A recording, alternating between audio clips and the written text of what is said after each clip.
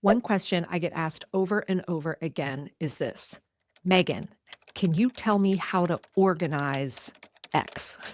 And here's the answer I give that always surprises them: I can't tell you that. The fact is, nobody can tell someone else how to organize. But today, what I am going to teach you is how you can discover the right way to organize for yourself.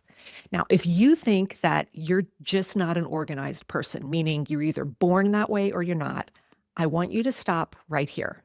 And I need you to listen to what I'm going to say next.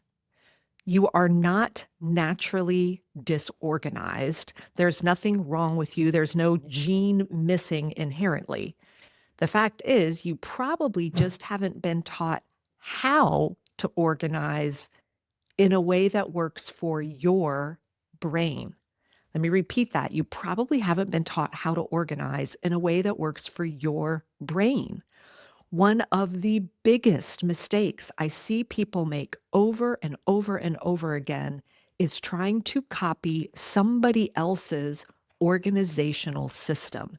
And unfortunately, there are people out there that are selling tools, lists, etc., forcing their organizational strategies on other people.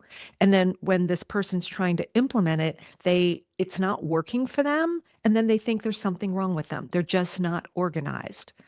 Well, that's not the problem. The problem is you're trying to fit a square peg into a round hole. You're trying to implement a system that doesn't make sense for the way you naturally work. Now, as I mentioned, the good news is anyone can learn how to organize. I am living proof of that. I was not naturally an organized person. Borderline hoarder.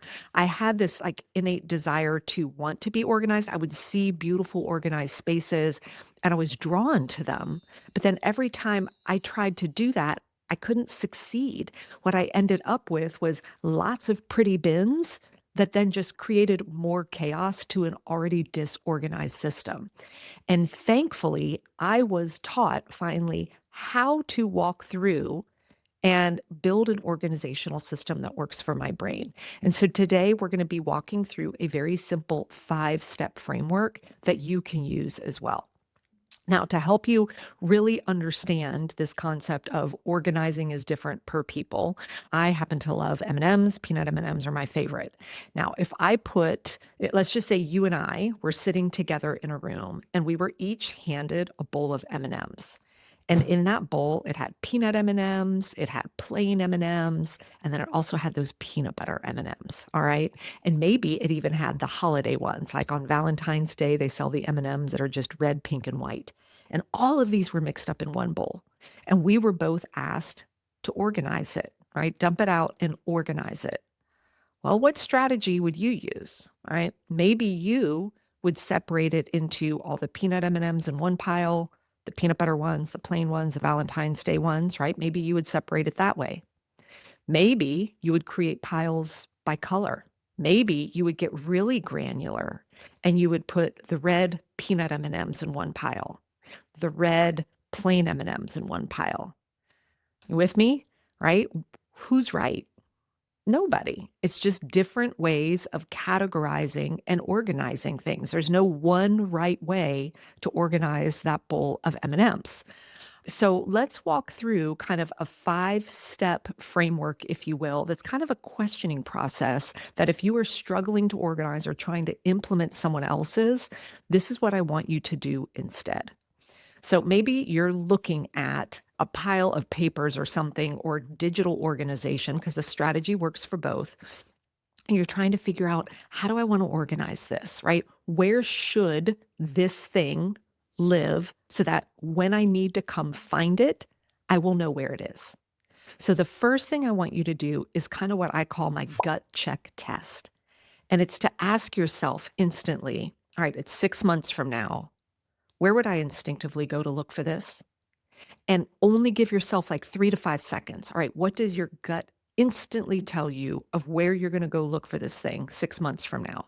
So, for example, my husband is he does most of the cooking in our house, and he'll go, print off a bunch of different recipes to try and cobble one together.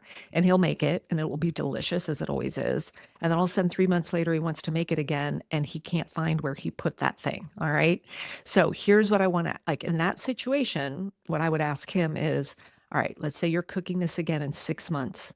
Where will you first go to look for that paper? And when I asked him this, he instantly said, my brother's old cookbook. I said, then that's where you put it. And he's like, "Oh, but I've got so much other stuff in there." I said, yeah, but that's where you instinctively always go to look for the favorite recipe. Then that's where they all need to live. And it sounds so simple, but here's what happens. If we don't trust that gut check, what we start doing is we start thinking where other people would put it. Well, if I go get this other bin, I could create a whole separate bin over here, but you're not going to remember you did that 6 months later. So you're going to go straight to your gut because my husband kept saying, oh, I need to get different places for things. But his gut always goes to that one place. All right. So that's step number one is that kind of gut check test. Ask yourself, where would I go look for this 6 months from now? And chances are that's where this item, whether it's digital or physical, should live. Step two is also doing an audit of your current tools because maybe this is something brand new. And when you're doing that gut check test, you might be like, this is something new. I don't really have a place I would instinctively go to look for it. So now you're trying to figure out, okay, where should this live? Where should I organize this? Well, what we want to do is minimize the amount of organizational tools and places you're using. So ask yourself, what tools do you already consistently use? And this is especially true when it comes to digital organization. All right, because here's what I see happening. Maybe you already are using Google Drive and you've got files stored out there and it's working for you. But now you've got this new category of information and your friend just told you how much they love Evernote. They swear by Evernote. They're like, you've got to start using Evernote. So now you're tempted in the moment to go, ooh, this is a new category of information. I'm going to go start using Evernote because Kim told me Evernote's awesome.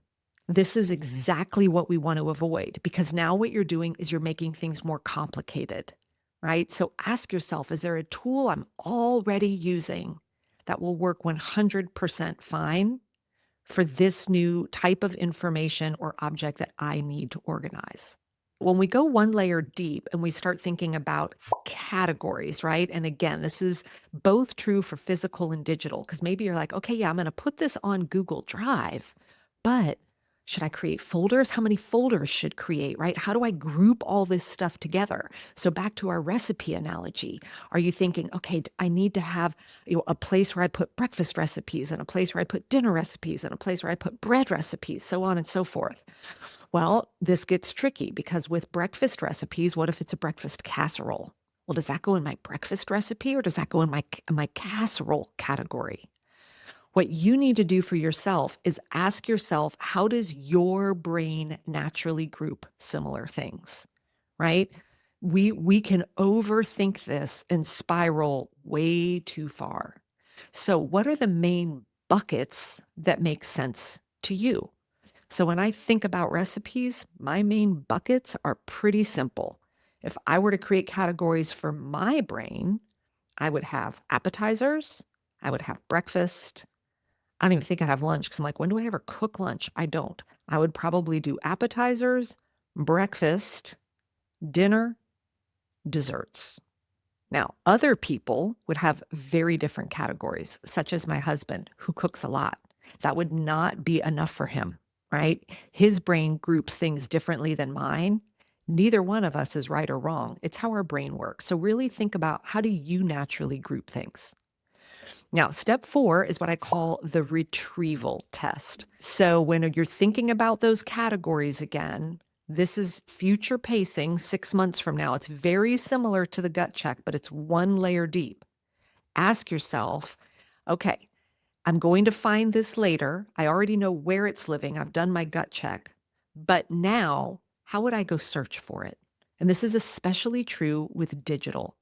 So maybe you're storing recipes somewhere digitally. Ask yourself, what would you type in and search for?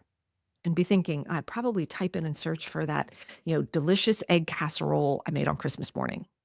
Well, then guess what? You're going to call it egg casserole Christmas morning. Ask yourself, how would I go one layer deep and search for it? And that is my suggestion for naming it. Again, people way overthink trying to come up with naming conventions. Work with what your brain is going to search for. And then the final consideration, the step 5 here, is really doing a reality check on your time investment. All right. What is the least amount of organizing that's going to help you find what you need?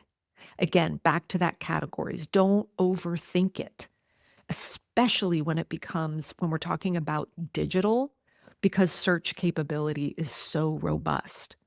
Now, when we're thinking about the physical, again, what's the least amount of categorizing you need to organize physical stuff? One of the things my daughter and I love to do, we like to do paper crafting. I have a lot of paper. So I mean, I could have 50 bins of categorizing paper. But then now it's going to be really hard for me to find what I'm looking for because in the moment I'll be like, well, did I put that in the red bin or did I put it in the pink bin? Right? What's the least amount that I need to do? And when we finally approached it from that place, right, we actually only have 4 bins for all sorts of different type of paper. And we're able to find it so much faster. Let's recap those 5 real quick. Number 1, your gut check test. The second, audit your current tools. Can I leverage what I already have? Number 3, as you're thinking about that categorizing, what are your natural categories? What categories would you create? Step 4, how will you be searching for this, right? What's that retrieval test going to look like to help you name it? And then number 5, what is the least amount of time that you can spend and the least amount of money too, right? If you're thinking about, bins and all of that. These principles work whether you're talking about organizing a Google Drive or organizing your paper crafts. So I just want to give you permission. Trust yourself. Trust your gut. Your brain is not broken because it can't implement somebody else's organizational system. The fact is, you do not need to and should not organize like anybody else. Trust your instincts, use what you already have, and keep it simple, right? Which ultimately means give yourself permission to break the rules of what the organizational Pinterest expert is showing you of how to organize specific types of information or how to organize your physical items. Your organization does not need to look like anybody else's. It just has to work for you.